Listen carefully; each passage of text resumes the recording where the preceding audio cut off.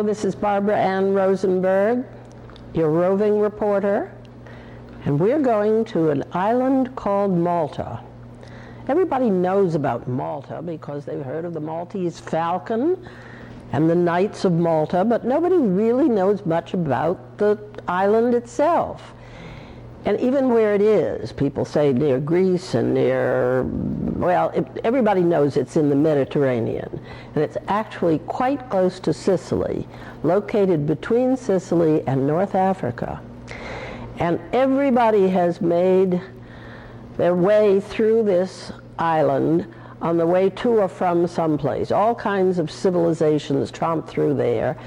There were the Phoenicians and the Carthaginians and the Romans, and it became such a strategic place that even in World War II, the Germans tried very hard to bomb it out of existence because it was used as a hospital station and as a port for supplies, very strategically located.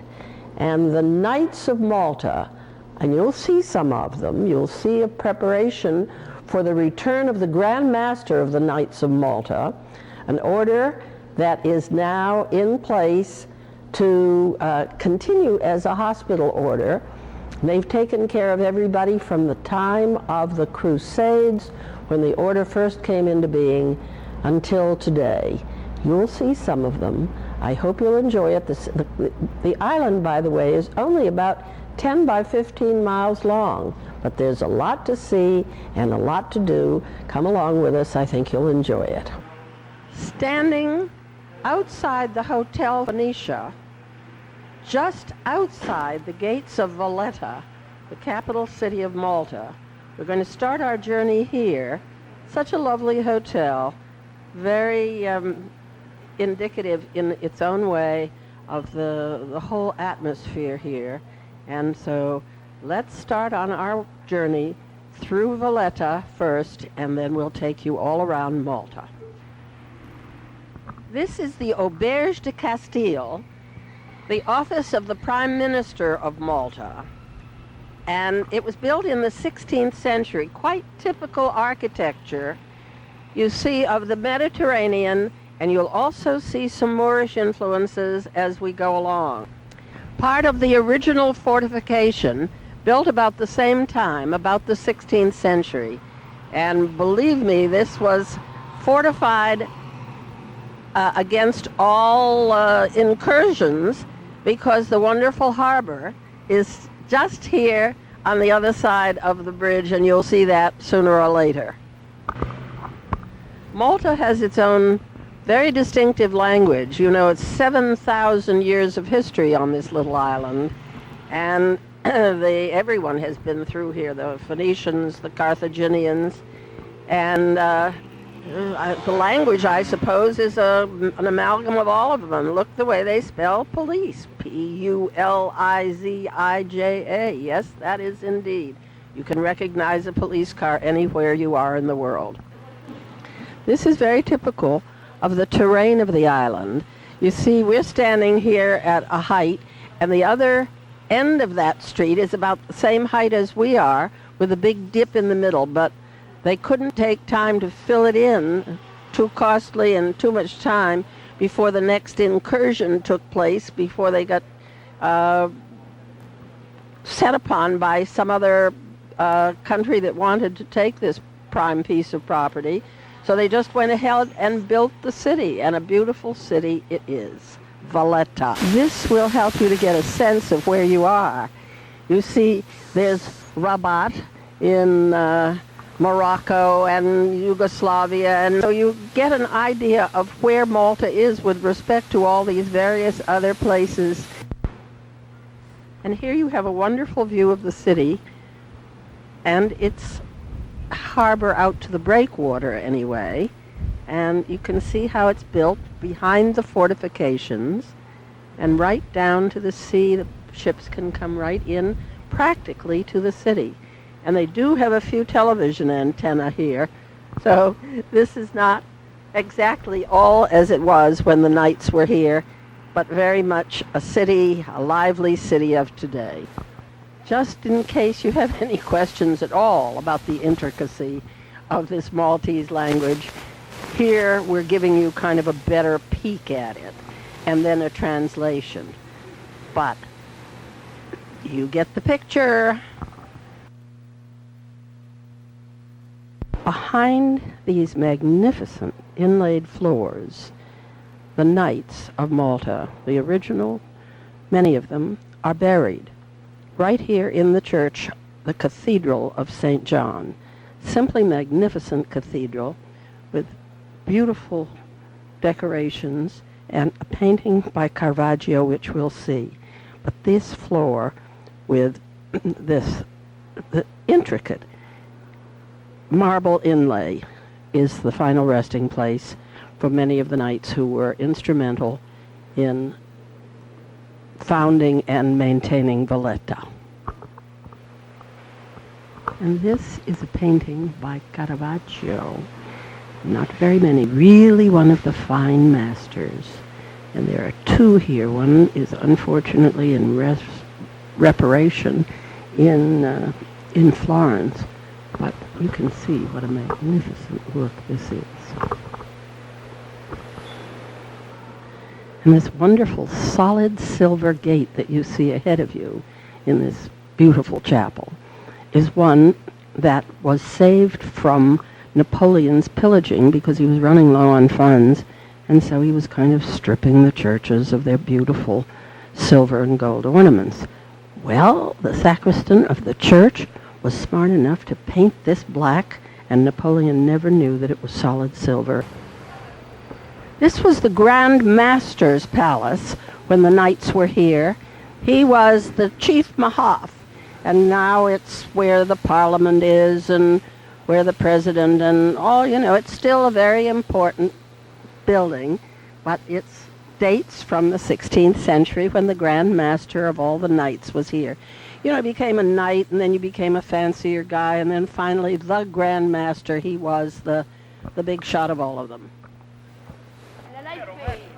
And here in the interior courtyard of the Grand Master's palace, there's a statue of Neptune, of course symbolic as the king of the sea for people. This island is totally surrounded by the sea. And it takes about half an hour to get from one end of the island to the other. Not very big, but very, very attractive. These are the shields of arms of the Order of St. John of Jerusalem and the 7 Grand Masters of the Order Verdala. And they were collected by His Excellency, General somebody or other, the Governor of Malta, and set up here in the walls of the palace for better preservation. They've been here since the end of this last century. They're only recently installed in this palace, but they are very old. This is the hospital of the knights, and now, when you're in doubt about what to do with one of the wonderful old buildings, of course, change it into a conference center. Now, Philadelphia, what do you think of the new conference center you have? This one comes from the 16th century. This is Ranella, which used to be one of the old hospitals. It's at the mouth of the harbor, and we're looking at this magnificent blue Mediterranean, and there's a ship, a big one going out of the harbor, and a little teeny runabout coming in. Going past, well, it's just past the lighthouse and headed out to sea. Just a perfect day with the clouds hanging in the sky like they were painted here. And here you have all of the old city of Valletta spread out in front of you. It's positively breathtaking to stand here and realize that you're looking at a city that's 17th century, all of it at least, 300-400 years old. And all these buildings are still in more or less marvelous repair. It was built to last.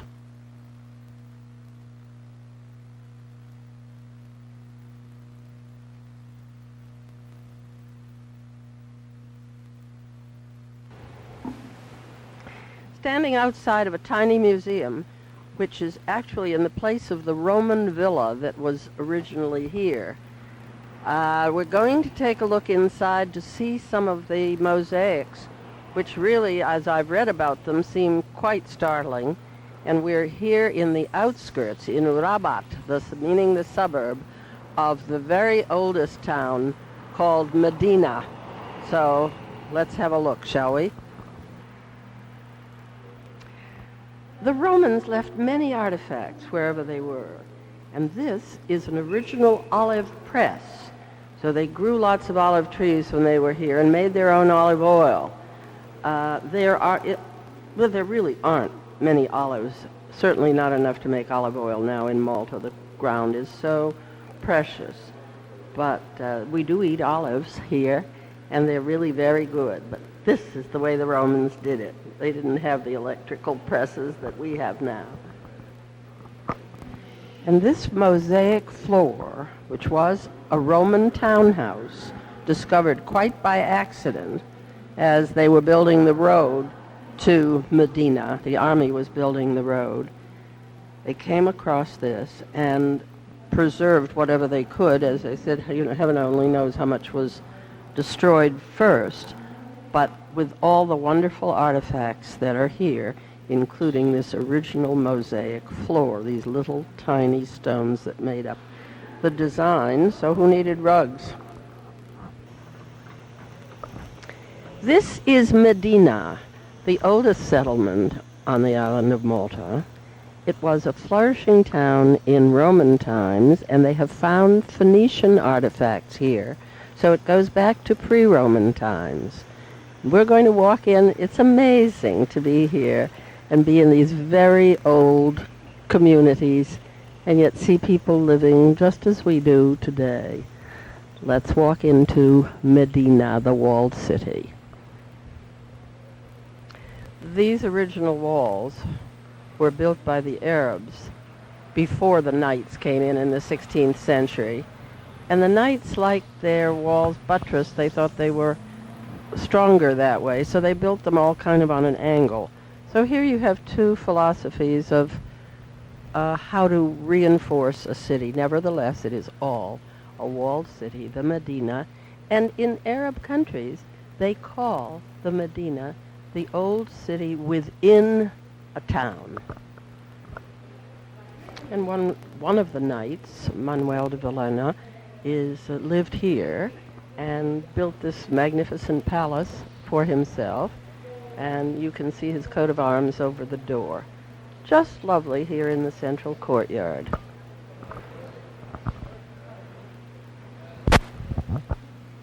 This is the side door of one of these grand palaces where now 2 people live. The thing is about a block square. 2 people live in it. That's why only about 300 residents in all of this town of Medina. But look at the detail, the wonderful door knockers. My word, I wish we could take one of those home, but it would probably break down our door. Nevertheless, we have in Medina all this magnificent beauty from, well, some of it from the 14th century. Except for the fact that this is not in Italy, it is in Malta. You could almost expect Juliet to come out on that balcony. But look at the lovely windows, the leaded glass, not designed like church windows, but just beautiful arrangements of the glass and the colors. Well, this is very beautiful country, and there was an earthquake at one point, so there are not too many of the very old houses standing, but this is one of them. Now it's closed. This was an official building at the time of the Knights. Look at the perfectly marvelous detailing of the crests at the top. Beautiful building. It's been turned into a school, and right now I guess it's probably not much going on in there, but what a gorgeous building.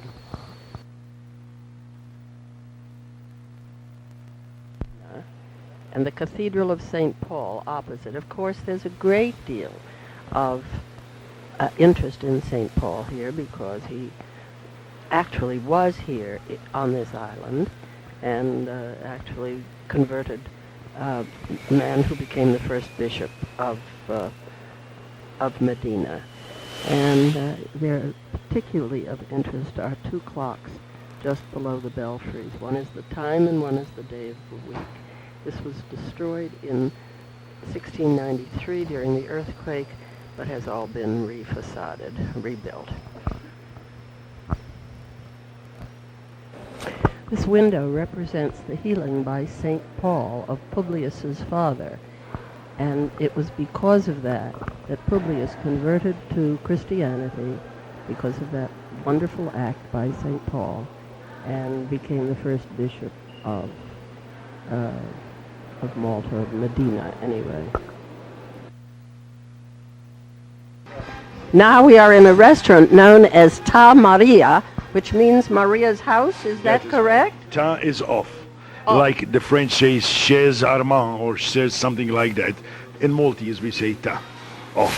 And this lovely man, this handsome man, is the owner of the restaurant. Tell us your name, sir. Ben Muscat. Ben Muscat. That's easy enough to remember. Tell us about all this gorgeous food that we have here in front of us. Well, Maltese cuisine is typical of southern Mediterranean cuisine with our special flavors. We have some really delectable dishes, our own specialities. Things, for example, here you see this pâté dip, sort of. Then we have things like beef olives, which is very thin slices of beef stuffed with minced beef. And again with lovely herbs, with fresh herbs. Then our national dish, which is rabbit. And rabbit is the best meat you can ever eat. Oh, it's wonderful. I've certainly eaten it, but I want to have it the Maltese way. And look at that. My God, that lobster is too Lovely big. Lobster, snails, Maltese style. And snails is not like when you go to a French fancy restaurant where for a dozen of snails, they charge you the earth. Here we give you a bowl full of snails for very little money with a lovely, lovely dip with it. That is the calamari, the squid. Boy, that's a big one. Stuffed calamari. This is octopus. There's the octopus there. I happen to love octopus. You know, calamari, people stopped ordering calamari in the States when they found out it was squid, but as long as you call it calamari, they're perfectly happy to eat it.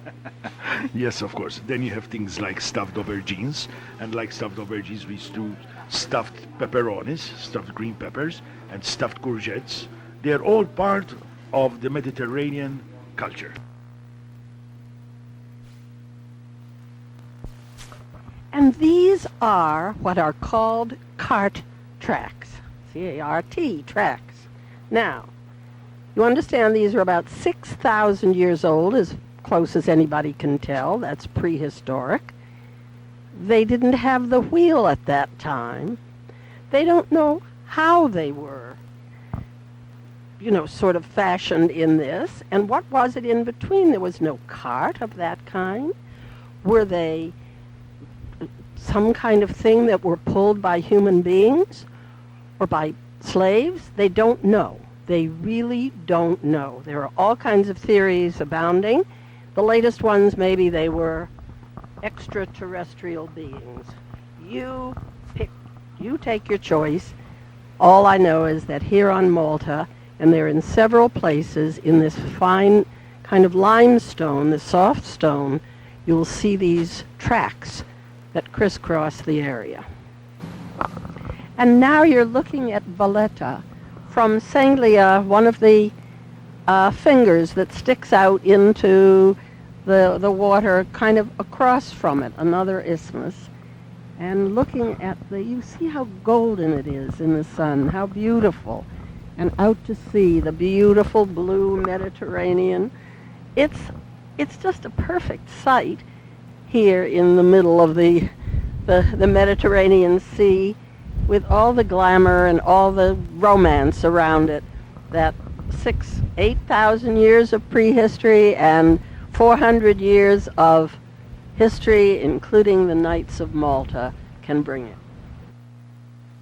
Well, as you see, cruise ships come in here as well. When you take a cruise of the Mediterranean, it's one of the lovely stopping points. And then you see it's a very busy harbor in addition, with dry docks and industry as well. But it's the romance of this island that makes it so appealing. Now we're standing in Sanglia, down at the water's edge, and looking across at Vittorioso, where we're going to be a little later. That's for the Birgu Festival, to watch the Grand Master's barge come ceremoniously in for his symbolic return to Birgu, with all the pomp and circumstance they're going to be able to muster. With the Maritime Museum just behind it, those lovely green belfries, and you see all the wonderful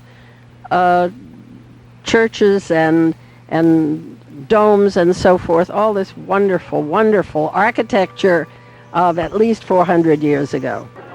And here we go. Here are the local people from Birgu, all dressed in their costumes, readying themselves for the arrival of the Grand Master, or the reenactment of his return from Valletta to Birgu. And there are even some local urchins here who are absolutely authentic. What's your name?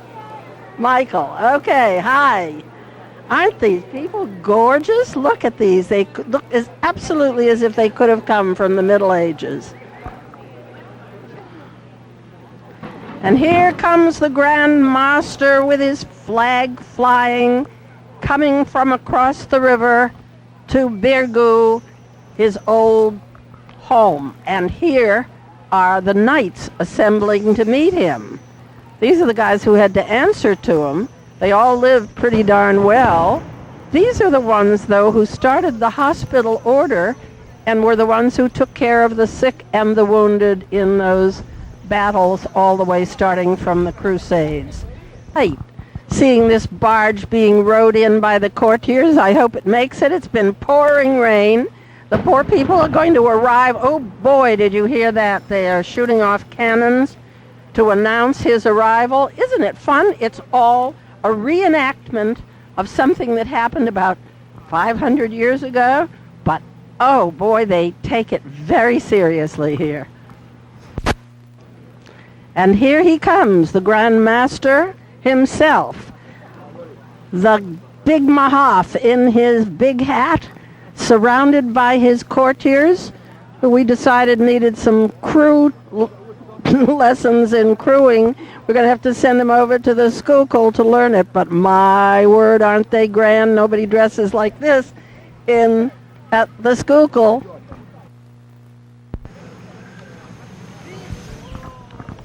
And here he comes, the Mahaf himself. Isn't he gorgeous? You can just about picture him being from 500 years ago. You held your age very well, sir.